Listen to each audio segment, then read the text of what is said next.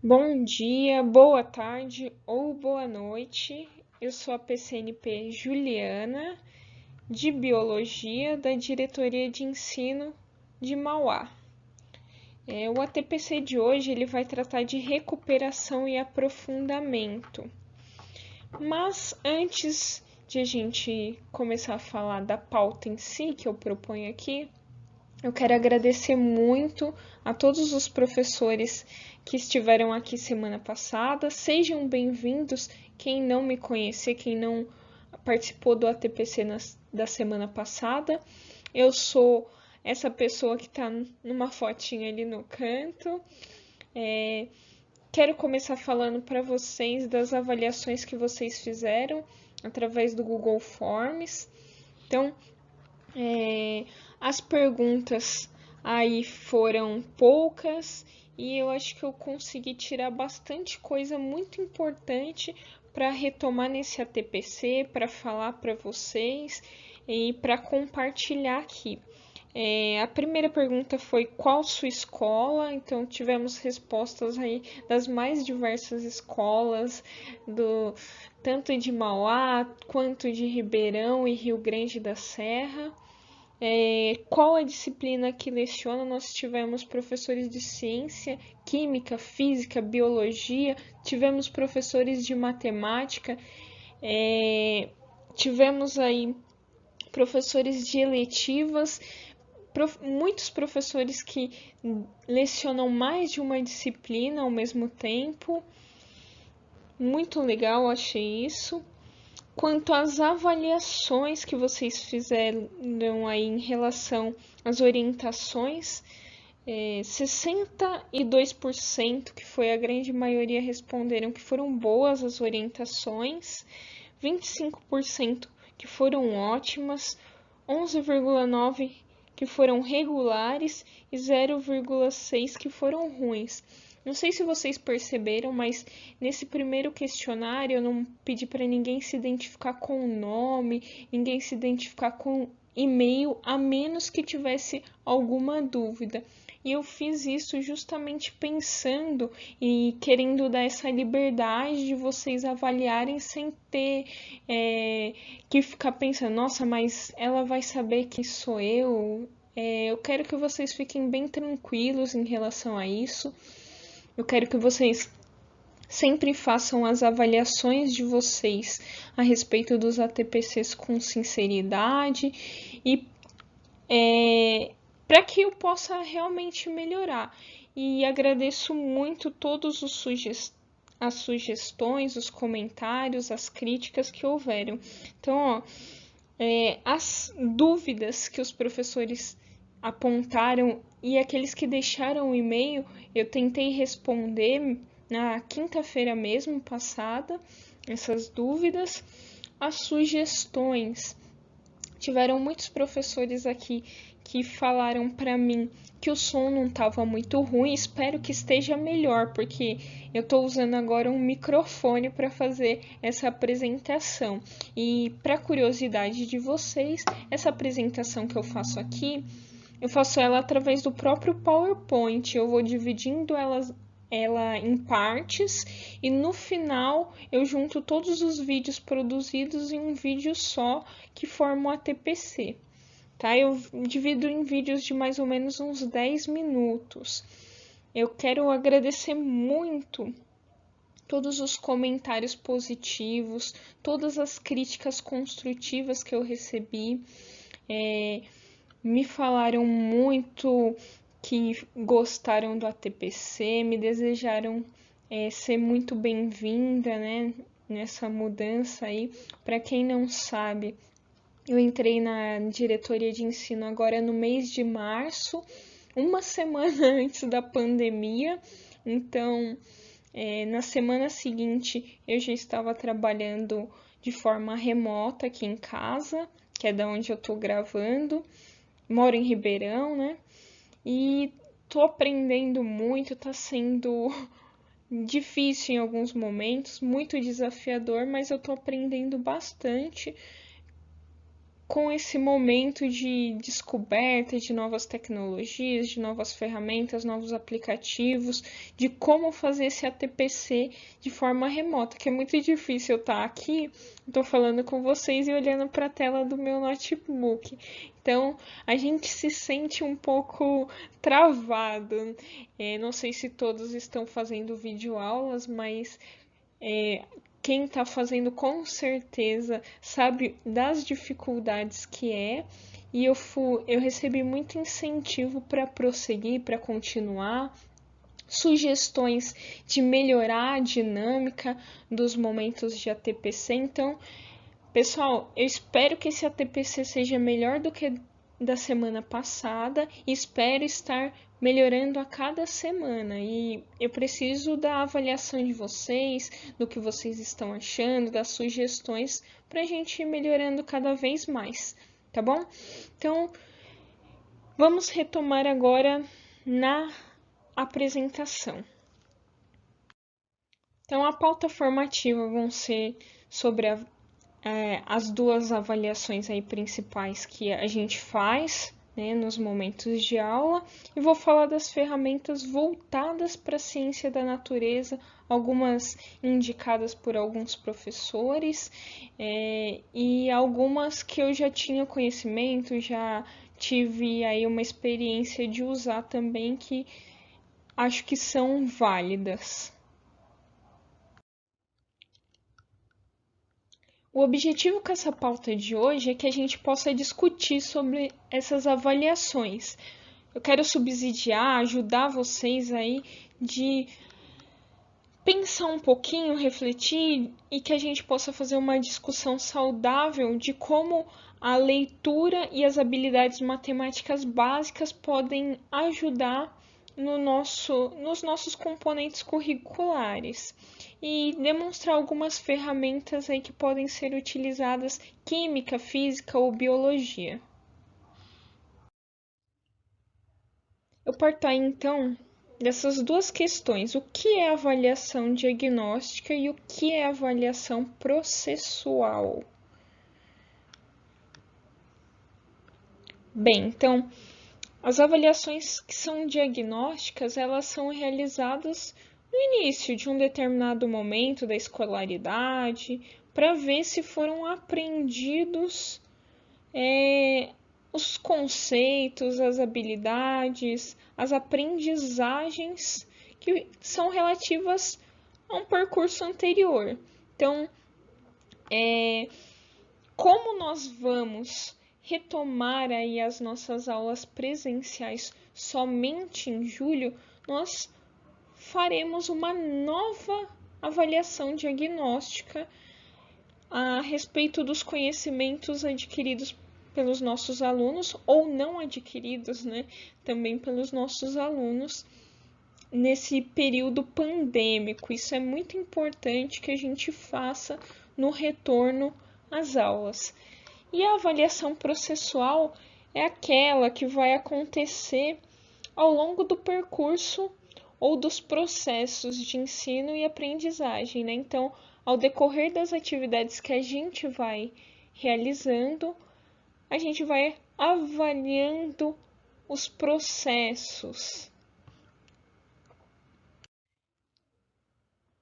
Qual que é a finalidade das avaliações, então? Lembrando que a diagnóstica é um ponto de partida, enquanto que a processual é a retomada de conceitos. Alguns autores não consideram essa diferenciação, tá? Estou levando em conta aqui uma vertente, mas alguns autores não consideram. Qual que é a finalidade, então? A gente tem que identificar o quê? O que esse aluno tem dificuldade? Quais são os problemas de aprendizagem que ele está tendo? E superar essas falhas, essas lacunas de aprendizagem. É muito importante para que a gente possa planejar as intervenções que a gente vai fazer com os nossos alunos. Então, é um momento de avaliação não só dos conhecimentos deles, mas também do que a gente está conseguindo fazer no nosso dia a dia da sala de aula. Então, as atividades aí que vão ser trabalhadas, elas vão se inserir aí nessa semana de estudos intensivos.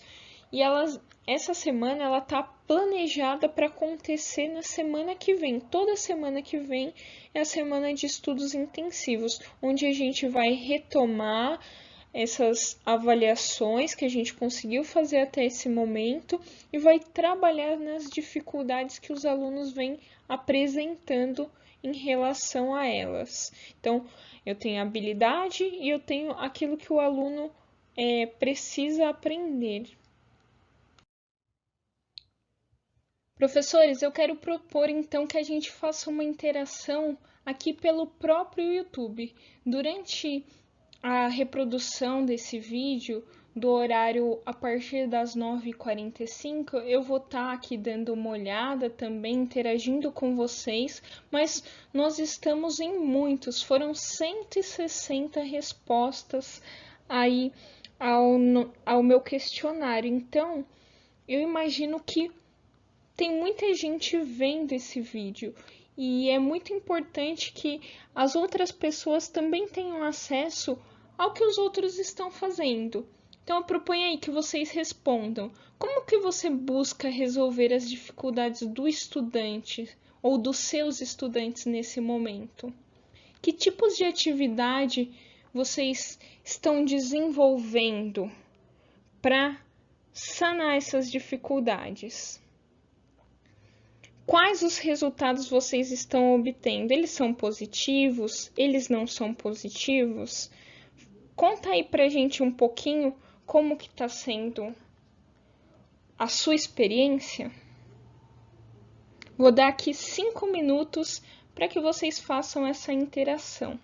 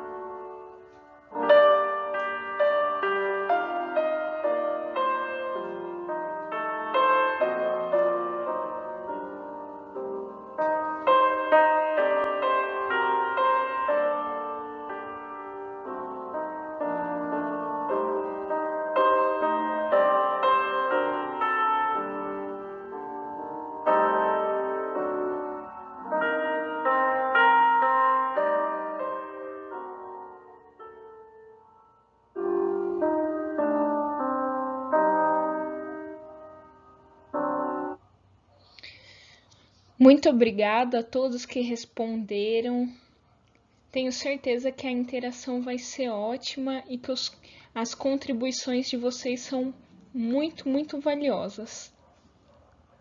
Vamos para a continuidade dessa pauta, então. Eu trago agora um vídeo disponível no YouTube com o nome de Como realizar uma boa avaliação diagnóstica dos alunos, e é a professora Francine, que é uma coordenadora, que vai falar um pouquinho sobre isso, e tem vários pontos interessantes na fala dela. Eu quero que vocês prestem bastante atenção para que a gente possa ter um subsídio para as nossas discussões.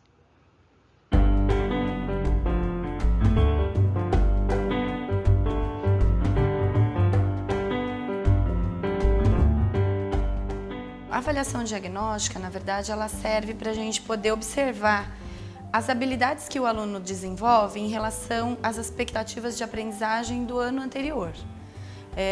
Em relação à leitura, à escrita, que são os 2 conteúdos da língua portuguesa, e também os 4 blocos de conteúdos da matemática, que é espaço e forma, grandezas e medidas, tratamento da informação e números e operações.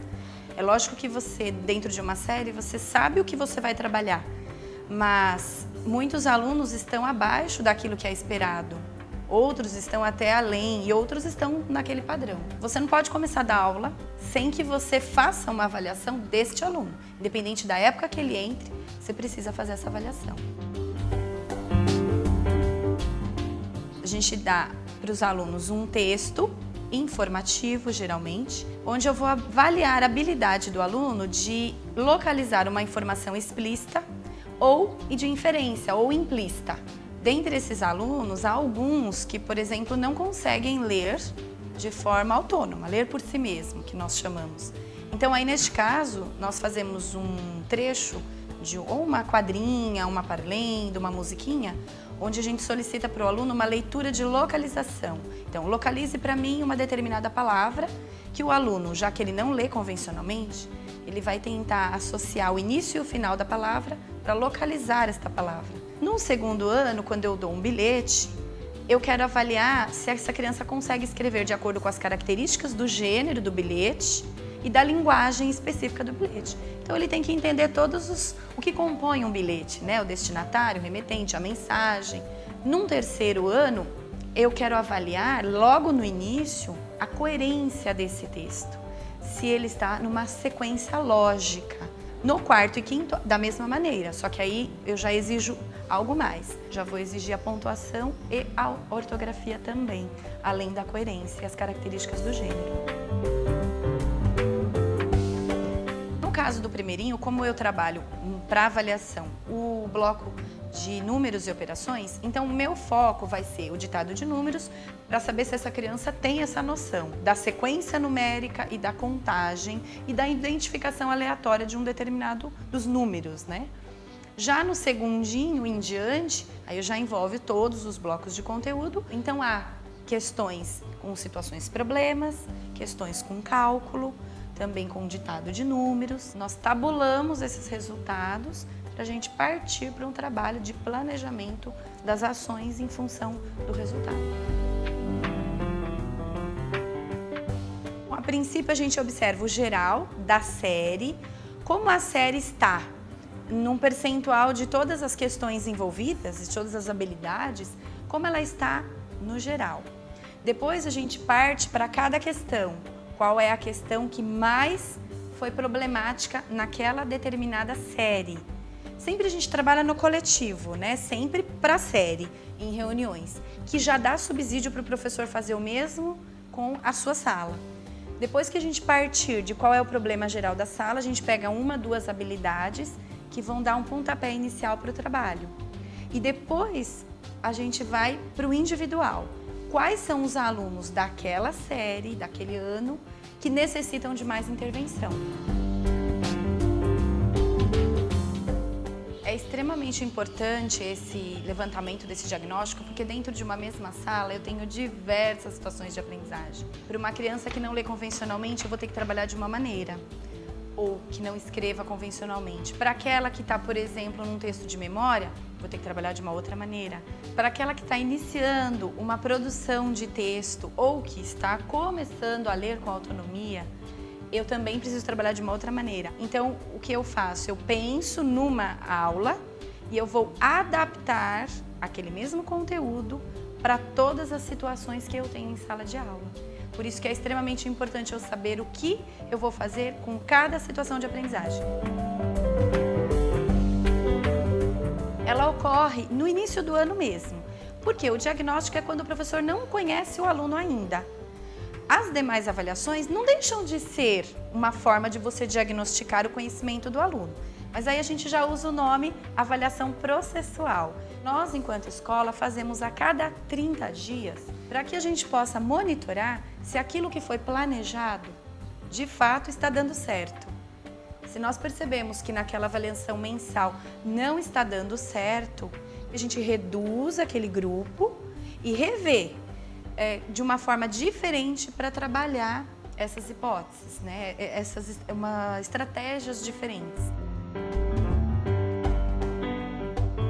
A primeira coisa que o professor tem que fazer, dependendo da série, se ele chegar de um segundo ano em diante, eu vou subentender que ele já leia e escreva convencionalmente. Então eu vou partir para aquele modelo de, por exemplo, reescrita, um texto informativo. Se nós percebemos que aquele aluno está aquém da série do ano em curso, aí a gente faz o mesmo procedimento inicial. Vai para o texto de memória e para a lista, individual na mesa, etc. Porque senão também a gente não consegue continuar o trabalho com esse aluno. Se ele fizer a sondagem e ele não souber o que fazer depois da sondagem, de nada adianta todo esse trabalho. Então, eu crio situações, peço para que os próprios professores trabalhem em algumas situações como se estivesse dando aula para o aluno.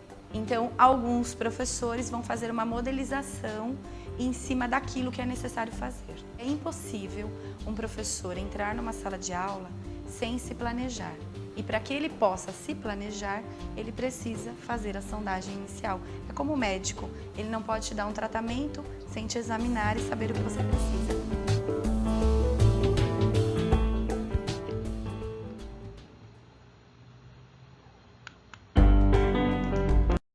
Esse vídeo, ele mesmo não sendo aí da nossa área de ciências da natureza, acho que ele traz vários pontos importantes que a gente tem que pensar, né? Então, eu trago algumas reflexões para a gente fazer aqui. Se há alguma semelhança entre o que a gente acredita ser avaliação diagnóstica do que essa professora coordenadora traz no vídeo. E aí eu quero que vocês parem e pensem um pouquinho no planejamento que vocês estão fazendo para as aulas, das habilidades que vocês estão elencando, se são as mesmas que a própria EFAP está indicando e está abordando no centro de mídias. Quais os percursos que vocês estão fazendo aí? Ou seja, qual é a ferramenta que você está utilizando? E quais os instrumentos avaliativos que vocês usam para planejar essa aula? E por último, aí, se possível, claro, a gente sabe que a gente está com uma dificuldade a mais. Como você pode aí fazer esse retorno, dar essa devolutiva, esse feedback ao seu aluno diante do cenário atual? Em relação aos procedimentos que vocês adotam aí, ou que a própria professora explicita no vídeo, vocês conseguem identificar que a referência que ela adotou foi o currículo paulista? Então, a cada ano, ela vai utilizando as habilidades expostas no próprio currículo para conseguir fazer essas avaliações, as retomadas, replanejar aí as aulas para sanar as lacunas de aprendizagem dos estudantes. eu exponho aqui algumas das avaliações que são feitas justamente pensando o que esse aluno ou aprendeu ou está aprendendo baseado nas habilidades, nos conteúdos do currículo paulista. Então, a ADE ela é um diagnóstico das habilidades. Então, ela a cada início de ano ela busca aí ver se os alunos conseguiram atingir as habilidades do ano anterior. A AP, que vai avaliar em português e matemática as habilidades do bimestre e do percurso que os alunos estão fazendo ao longo das aulas aí, ao longo do bimestre, melhor dizendo, e o SARESP, que é de todo o ciclo, né? É uma avaliação que finaliza aí o ano letivo. Embora a professora não tenha aí apresentado, definido as aprendizagens que ela avalia, ela deixa evidente que ela sabe bem o que avaliar a cada ciclo, a cada série, né? Então, é importante que nós tenhamos, baseados aí no currículo paulista, uma clareza do que a gente quer que esse aluno aprenda.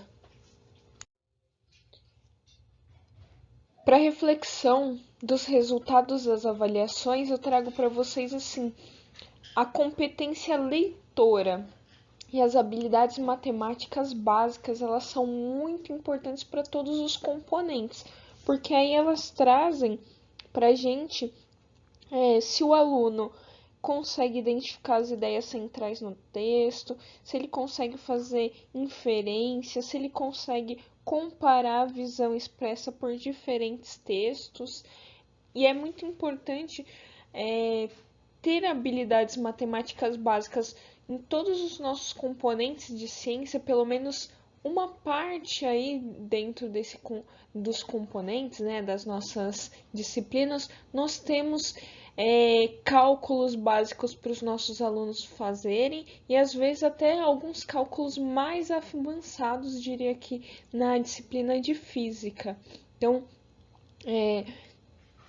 essas duas competência leitora e habilidades vai proporcionar aí também um maior engajamento dentro das nossas disciplinas. É importante que a gente trabalhe com os alunos dentro desses contextos também. Vou retomar um pouquinho aqui entre as ferramentas que nós trabalharemos hoje, o Google Classroom, dentro do Centro de Mídia São Paulo, que agora, né, desde a semana passada, tem sido incorporado. E através da própria sede dá para fazer isso, lembrando que se você usar tanto o seu e-mail institucional quanto o e-mail institucional dos estudantes, não tem cobrança aí através do seu plano de dados. Então essa é a diferença aí entre você usar o Google Classroom dentro do centro de mídias comparativamente a você usar ele fora ou sem o seu e-mail institucional mesmo, aí a cobrança é feita, tá? Então, eu quero mandar para vocês esse tutorial, que para quem quiser também está dentro do centro de mídias, e peço a gentileza que ao preencherem seu formulário lá, esse formulário de hoje, no final aqui da apresentação, que vai estar disponível na descrição do vídeo, eu peço para que vocês deixem o e-mail para eu poder enviar. Vou retomar o Google Formulários, gente. Tiveram bastante pedidos aí para a gente tratar um pouquinho. Lembrando que o Google Formulários, ele pode ser utilizado, ele está dentro aí do Google Sala de Aula. Então, dentro do Sala de Aula, você tendo ele já pode utilizar o Google Forms ou o Google Formulários. Eu fiz um formulário semana passada, mas eu quero mostrar para vocês mais ou menos como que eu desenvolvi esse formulário, o que a gente dispõe dentro dessa ferramenta. Quando você abrir o seu Google Formulários, esse vai ser o layout que vai aparecer para você. Você vai poder mudar o título, fazer uma descrição do que o seu formulário traz. Clicando 2 vezes sobre ali pergunta sem título, você vai colocar a sua pergunta. E nós temos aí destacados 3 funcionalidades. A primeira delas, mais à esquerda, é duplicar alguma questão. A segunda é excluir. E a terceira é deixar ou não obrigatória alguma pergunta que você queira.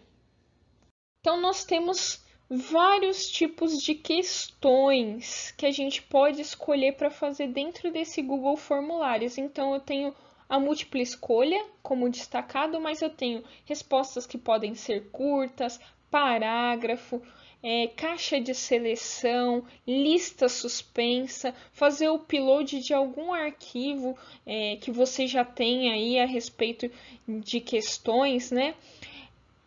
Perguntas de escala linear, de grade de múltipla escolha, de grade de seleção, colocar nesse formulário para as pessoas colocarem a data que elas estão respondendo ou respondam com horário específico para alguma finalidade.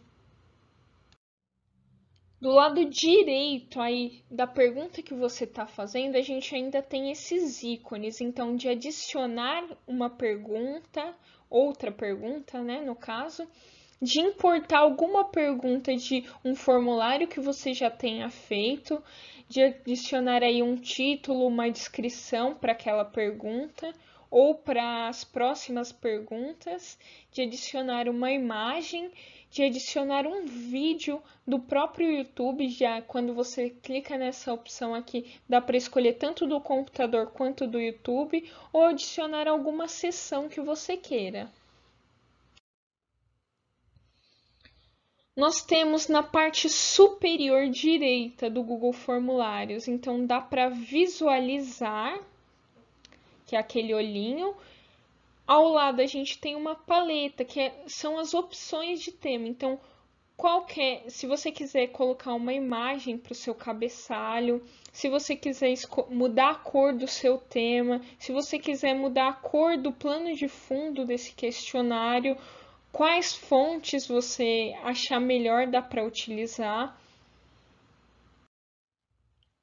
Nas configurações desse formulário, você encontra aí geral, que é para você coletar o endereço de e-mail, então você nem precisa criar uma pergunta de coleta de endereço de e-mail. Se você clicar, fazer o tique nessa caixinha, ela já é automático. Então, se você vai restringir o seu formulário a somente pessoas da nossa organização, ou seja, SEDUC, ou de organizações que são confiáveis aí, a gente clica nessa caixinha de seleção. Se você vai limitar aí a uma resposta por participante, ou se ele pode responder mais de uma vez, você não clica nessa caixinha. Aí a gente tem a opção também de você poder editar depois de ter enviado esse formulário, e você vê em gráfico aí as respostas que você vai obtendo. Em apresentação, dentro de configurações, você consegue mostrar aí para quem está fazendo o formulário a barra de progresso, que seria onde ele está dentro do formulário, se falta muito ou se falta pouco. Dá para você embaralhar a ordem das perguntas conforme cada pessoa vai entrando. Dá para mostrar o link aí para enviar para outra pessoa, e dá para você fazer uma mensagem de confirmação. Por exemplo, recebemos sua resposta, ou alguma coisa nesse sentido. Aí você clica em salvar e as configurações que você selecionar vão estar no seu formulário. Em testes aí, dá para você criar esse formulário em forma de teste e aí você atribuir pontuação para suas questões. Ainda dá para você colocar aí de forma que as pessoas não consigam abrir outras guias enquanto estão aí respondendo num determinado dispositivo, ou seja, ou no celular, ou no notebook, no computador, ele não consegue naquele mesmo navegador abrir novas guias. Dá para configurar isso também, mas nada impede de que em outros navegadores, em outros dispositivos, claro, ele tenha esse acesso. Então, a nota que você atribuiu àquela atividade pode ser imediatamente após o envio ou posteriormente, se você vai fazer uma revisão aí, fazer a leitura das respostas. Elas podem ainda responder aí, ver, aliás, se as respostas estão erradas, se as respostas estão corretas e ver o valor dessas avaliações. Depois que você selecionou o que você acha importante no seu formulário, você clica em salvar. Finalizando o seu formulário, você clica em enviar para você obter aí as formas com as quais você vai poder compartilhar com outras pessoas o seu formulário. Então, a primeira forma delas que está circulada aqui nesse slide é enviar por e-mail. Aí você pode colocar um assunto e uma mensagem. E aí, incluir o formulário no e-mail. Aí é só clicar em enviar, conforme você colocar. A segunda opção é enviar o formulário através de um link. Então, você vai copiar esse formulário e vai poder mandar via e-mail, via WhatsApp ou da forma que você achar melhor. A terceira e última forma de você enviar esse formulário é através da incorporação a uma página ou um blog que você já tem. Então, uma página da internet que você queira colocar essa opção, aí você copia e coloca lá na sua página. Ainda no canto superior direito, nós temos aí as opções de receber notificações por e-mail de novas respostas, de selecionar destino dessas respostas, de fazer o download dessas respostas de repente para fazer um envio para alguém, ou de excluir essas respostas se você não quiser ou não precisar mais delas. A ferramenta que a gente vai tratar agora, ela já foi tratada um pouquinho semana passada. Eu sei que muitos já estão aí mais habituados a usar ultimamente ela, mas tivemos muitos pedidos no Google Formulários pela retomada desse aplicativo aí, dessa ferramenta, o Microsoft Teams. Então, vou trazer para vocês algumas funcionalidades que eu descobri essa semana e agradeço isso à PCNP de Tecnologia Juliana e vou falar um pouquinho das dificuldades que a gente vem tendo na diretoria de ensino a respeito dessas ferramentas, né, dessa ferramenta aqui específica, que é, dependendo do número de participantes, a gente sabe que às vezes a pessoa entra, não tem muita prática em utilizar, deixa o vídeo, o áudio aberto, o que prejudica em si a imagem da apresentação. Segundo ponto, muitas vezes a apresentação fica prejudicada porque uma pessoa esqueceu o áudio aberto. Então fica aquela interferência. Ou mesmo uma pessoa que deixa a câmera aberta, ali ela tá um pouco mais à vontade e fica exposta, né? Todo mundo fica olhando o que ela tá fazendo, os trejeitos, e é um tanto quanto incômodo isso. Por isso essa opção de fazer o ATPC aqui pelo YouTube, tá bom, gente? Então, ó, essa é a carinha inicial que a gente vê quando abre o Microsoft. Claro que aqui eu tenho várias conversas, várias reuniões das quais eu já participei, então vocês podem ver aí. Eu criei uma reunião de ATPC das Ciências da Natureza e vou falar para vocês um pouquinho o que a gente tem nessa ferramenta. Então, primeiro, a gente tem aí na nossa lateral esquerda, atividade, o chat, as equipes, as tarefas, o calendário, chamadas, arquivos, aplicativos. Então, tem várias funcionalidades. O que interessa muito para a gente fazer aí, criar uma reunião, é clicar no calendário, aí você seleciona o dia que você quer fazer a sua reunião. Selecionando o dia, você vai ter ali um título para adicionar e pelo menos um participante que tem que ser obrigatório. Mesmo que depois você vá chamar o restante das pessoas através do link, um participante você tem que colocar ali o e-mail dele certinho. E ainda colocar ali a data da sua reunião, o horário que você pretende começar ela, que pretende finalizar.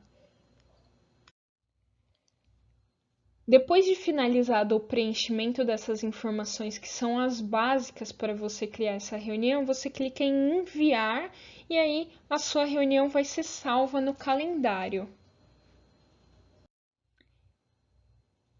Ela fica dessa forma aqui, ó, no calendário. Então eu criei aí, por exemplo, o teste do ATPC que a gente está fazendo hoje. Então, clicando sobre a reunião, você vai ter algumas opções e conseguir acessar o link. Como que eu acesso o link? Então, ó, reparem nessa parte mais baixa aí, destacada copiar link. Então, eu vou com o botão direito nessa fala aqui, ó, ingressar em reunião Microsoft. E aí vai ter essa opção de você copiar o link, enviar através do WhatsApp, enviar por e-mail, da forma que você achar melhor. Outras configurações que dá para fazer é através de opções de reunião, e foram essas que eu descobri essa semana para trazer aqui para vocês. Clicando em opções, nós teremos então o direcionamento para uma página web. E nessa página nós teremos umas informações parecidas com esse, claro, dentro do que você criou já na sua reunião. O que eu acho importante destacar aqui, que eu aprendi recentemente com a PCNP Juliana, foi quem pode ignorar o lobby, ou seja, quais participantes podem entrar direto sem esperar a aprovação ou não, se são todos, se são só pessoas da minha organização. Dá para deixar sempre ignorado quem está entrando ou anunciar sempre que a pessoa estiver entrando. Então, para eu saber ou não, né, dependendo da minha vontade, se eu quero saber que ainda estão entrando pessoas nessa minha reunião. E um outro ponto importante é quem pode apresentar aí, quem pode projetar a tela. São todas as pessoas, algumas pessoas específicas ou somente eu. Então, para projetar a tela, principalmente para gente que vai trabalhar com aluno, acho que é muito interessante aí pensar um pouquinho antes nessas funcionalidades possíveis aqui, clicou em salvar e pronto. Agora vocês me veem aí de novo. Então, quando eu estou fazendo uma reunião, eu clico aí, ó, ou quando alguém me chama para uma reunião no Teams, eu clico em ingressar em reunião para você poder entrar. Dá já de cara para eu colocar ali a opção de desligar a minha câmera e desligar o meu áudio, tá? As ferramentas que eu tenho quando eu entro em reunião. Então, ó, primeiro, conta o tempo. Eu consigo ativar ou desativar a câmera, ativar ou desativar o som, compartilhar a tela. E tem uma problemática que talvez vocês encontrem no compartilhamento de tela, que se vocês tiverem um vídeo para rodar, talvez não apareça áudio. Então é importante você trabalhar um pouquinho nessa configuração antes de começar aí a sua apresentação. Nesses 3 pontinhos, dá para eu mostrar as configurações que eu tenho, mostrar anotações dessa reunião, colocar ela em tela inteira, colocar a legenda, mas somente dá para colocar em inglês, então para a gente não é útil. O teclado numérico, se você vai fazer alguma ligação pelo Teams durante a reunião, e dá para eu iniciar aí uma gravação. Então, o Teams grava e aí ele primeiro disponibiliza no próprio aplicativo ou na própria ferramenta que você tem e ele te envia por e-mail essa gravação também. E se eu clico em encerrar a reunião, se foi eu que iniciei a reunião, todo mundo automaticamente sai dela, tá bom?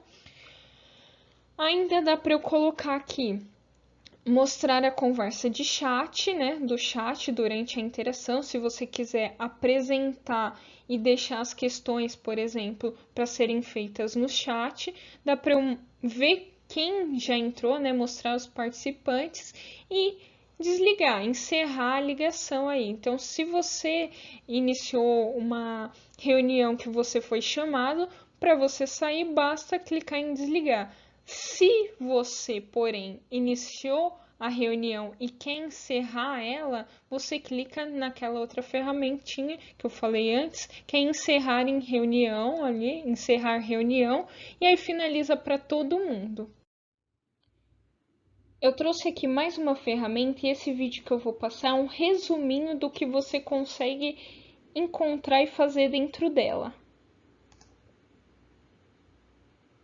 Imagine ter as ferramentas e o conteúdo que você precisa para tirar o máximo da sua aprendizagem. Imagine fazer parte de uma comunidade que lhe dá o poder para atingir o seu potencial.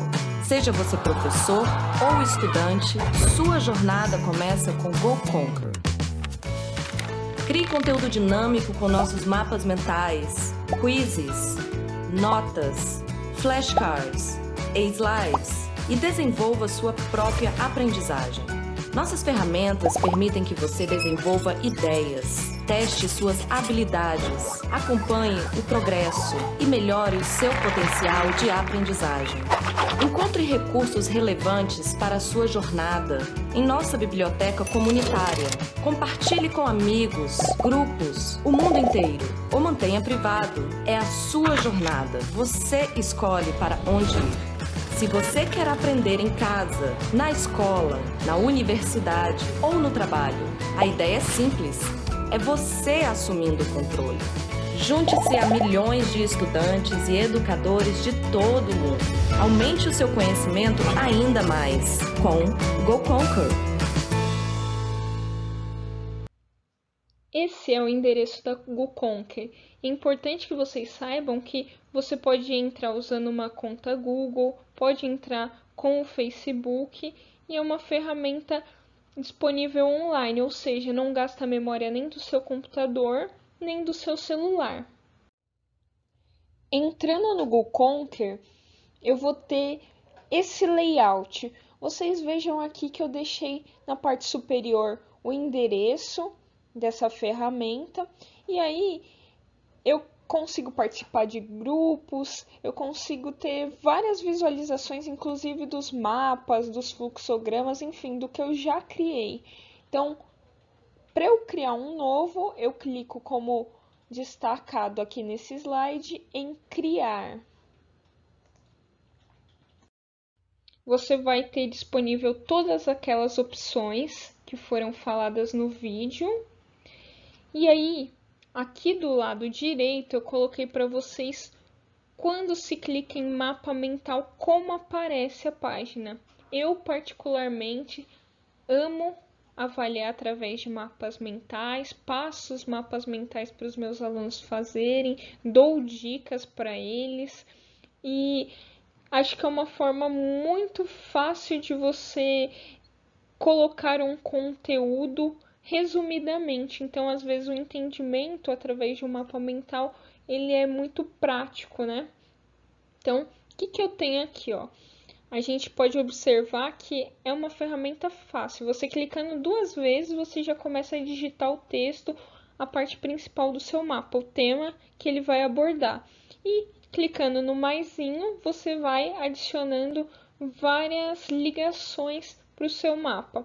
Ele tem aí como incluir imagens, ele tem como mudar a cor de fundo, o tipo de fundo, o formato que você quer que fique esse seu mapa, a cor de fundo do seu mapa, mudar as letras, a formatação em geral, como que você quer fazer. É bem fácil, é uma ferramenta muito intuitiva e tem um potencial avaliativo muito grande. Eu trouxe ela e dá para você, através dela, criar uma comunidade, inserir os seus alunos e visualizar conforme eles vão criando. Deixo aqui disponível. E se vocês tiverem mais alguma dúvida a respeito, pode me mandar através da interação que a gente vai fazer ainda através do Google Formulários. A partir de agora, nós vamos tratar de alguns aplicativos que nós podemos explorar aí na nossa área de ciências da natureza. Então, o primeiro deles que eu trago é o Science Journal, que foi indicação da professora Amanda, tá, gente? Então, ele é um aplicativo que, seja para nós professores, para os alunos ou para alguém que é curioso a respeito de ciência, ele é muito legal. Ele utiliza os sensores do próprio celular para fazer alguns experimentos, né? Então, os sensores medem, fazem gráfico aí de luz, som, movimento e também consegue se conectar via Bluetooth para realizar outros experimentos, tá? Essa é a carinha dele no Google Play. Aqui em seguida a gente tem os dados desse aplicativo e como ele é quando se abre. Assim que eu abro ele, né, no caso. Nesse Science Journal, a gente clica e aí a gente tem as opções aí do aplicativo dos sensores que estão disponíveis e dá para a gente configurar ou tirar algum sensor específico. Ele é muito bacana, você consegue salvar esses dados dentro do aplicativo e através, por exemplo, de um print da tela, o seu aluno pode compartilhar ele com você. Muito legal mesmo, um dos aplicativos de mais destaque que eu vou dar aqui para vocês. Um aplicativo que já é conhecido por muitos, mas que é fantástico, é o Khan Academy. Então, ele tem essa carinha aí que a gente está vendo, tem esses dados aí que são necessários e é só você entrar nele. O que tem disponível no Khan Academy, então? Para entrar nesse aplicativo, também você só precisa ter uma conta Google, entrar pelo Facebook ou mesmo por um outro e-mail. Você consegue, a princípio, aí na tela inicial, escolher os cursos que você tem mais interesse, então as áreas que sejam do seu interesse. Ali eu escolhi, claro, as que envolviam ciência da natureza. E dá para navegar aí, ó, em conteúdos de matemática, de ciências, computação e de diversas áreas. Você encontra ainda especificamente para os anos, né? Para cada ano da escola regular que a gente tem. Quando eu clico em física, por exemplo, a gente pode encontrar aí introdução à física, que é um vídeo, e alguns textos relacionados, bem como um preparo para que o aluno estude física.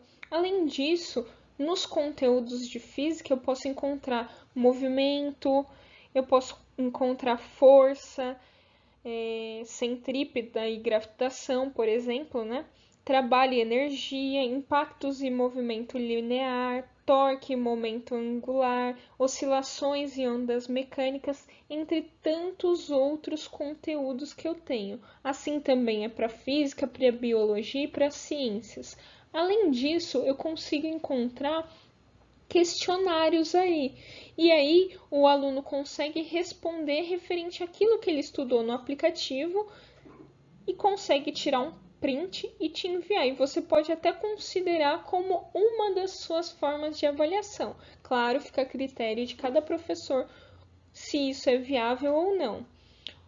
Ainda indo um pouco além, a gente tem o Khan Academy Kids, que serve para crianças aí de 2 a 6 anos. Então, se você conhece um colega ou se você mesmo tem interesse em ter um pouquinho mais além desse aplicativo, que é basicamente só para ensino fundamental, esse que eu falei, você entra no Academy Kids. O aplicativo da NASA, ele é um aplicativo muito bacana, gente. Ele tem várias funcionalidades.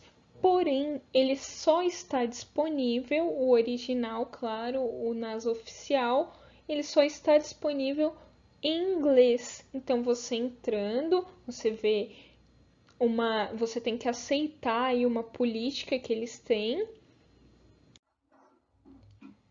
Dentro do aplicativo eu consigo encontrar desde as novidades, vídeos, imagens, tweets, várias coisas a respeito da NASA e das descobertas que eles vêm fazendo. Dá para eu baixar a imagem através do aplicativo, que é aquela imagem ali, o analema, eu baixei do próprio aplicativo. E aqui embaixo na imagem do Sol, no canto inferior aí direito, eu tenho as informações referentes ao Sol, como também tenho sobre outros planetas do Sistema Solar. É um aplicativo bem diversificado, só que eu diria que precisa de uma versão aí oficial em português. Continuando ainda em astronomia, um outro aplicativo muito bacana que está disponível é o Starwalk.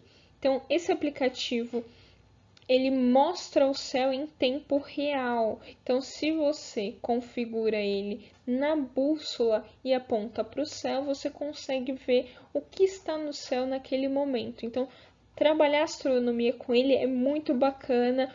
Eles perceberem os movimentos dos planetas, dos satélites naturais. É muito legal mesmo. Aqui são algumas funcionalidades desse aplicativo. Então, dá para clicar na bússola e olhar o céu em tempo real, que nem eu disse. Dá para clicar no ícone da câmera e ver em realidade aumentada aquele corpo celeste. Dá para descobrir onde o Sol se põe, né? Quando o Sol se põe, melhor dizendo, e olhar as fases da Lua, tá? Dá para fazer uma infinidade de coisas nesse aplicativo, dá para avançar e voltar no tempo com ele. É um aplicativo para astronomia muito útil mesmo. Esse aplicativo aqui é o PlantNet, ele faz a identificação das plantas. Eu tenho os dados do aplicativo aí na parte central do slide e eu posso ver que dentro dele eu tenho a flora de vários lugares, eu tenho plantas úteis, eu consigo visualizar bastante coisa e conhecer um pouquinho mais sobre o reino plant. Clicando em Flora Mundial, eu vou ver várias espécies de plantas, mas eu também consigo aí clicar em câmera ou galeria e escolher uma imagem ou tirar uma foto em tempo real de uma planta.